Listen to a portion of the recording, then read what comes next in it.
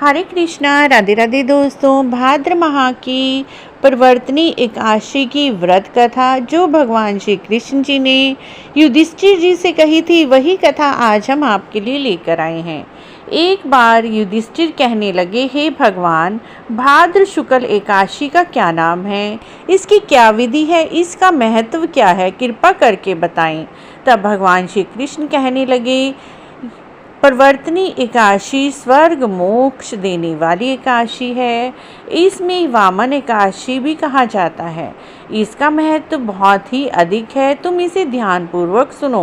प्रवर्तनी एकादशी का व्रत करने से वाजपेयी यज्ञ करने जितना फल मिलता है। पापियों के पाप दूर। प्रवर्तनी एकादशी पर भगवान वामन की पूजा करनी चाहिए।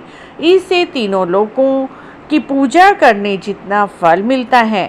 भगवान के वचन सुनकर युधिष्ठिर बोले, भगवान, मुझे अति संदेह हो रहा है कि आप किस प्रकार सोते हैं, किस प्रकार करवट लेते हैं।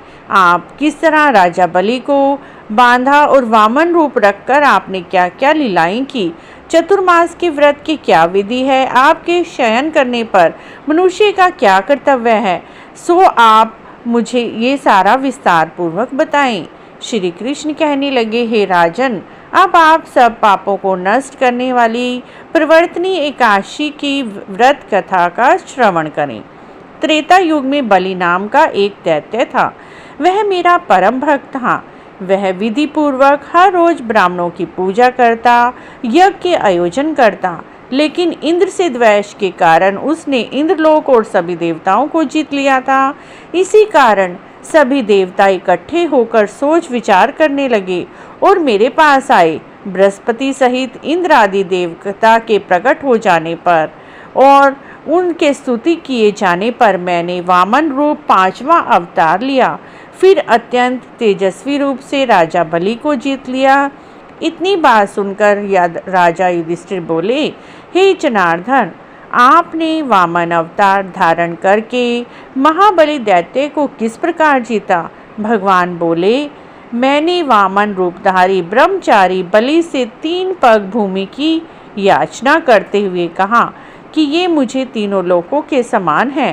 हे राजन, यदि तुम आवश्यक समझो तो मुझे 3 पग भूमि दान देने की कृपा करो। राजा बलि ने 3 पग भूमि को तुच्छ समझकर 3 पग भूमि देने का संकल्प मुझसे किया।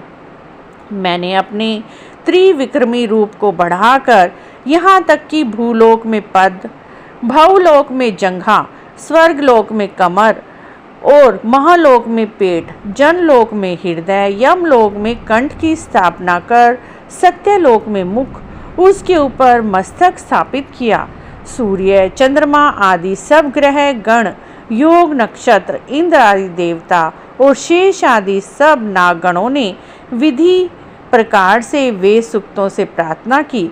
तब मैंने राजा बलि का हाथ पकड़कर कहा कि हे राजन, एक पद से पृथ्वी, दूसरे पग से स्वर्गलोक पूर्ण हो गया, अब तीसरा पग कहाँ रखूं। तब राजा बलि ने अपना सिर झुकाया और मैंने अपने पैर उसके मस्तक पर रख दिया, जिससे मेरा वह भगत पाताल में चला गया। फिर उसकी विनती और नम्रता को देखकर मैंने कहा, हे बलि, मैं सदैव तुम्हारे निकट ही रहूंगा। पुत्र बलि से कहने लगे, भाद्र शुक्ल एकादशी के दिन बलि के आश्रम पर मेरी मूर्ति स्थापित हुई।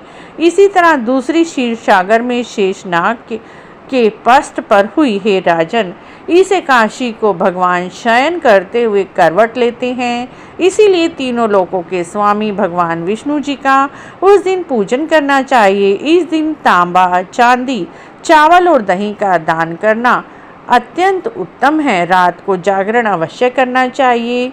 जो विधि पूर्वक इस एकादशी का व्रत करते हैं वे सब पापों से मुक्त होकर स्वर्ग में जाकर चंद्रमा के समान प्रकाशित होते हैं, यश पाते हैं।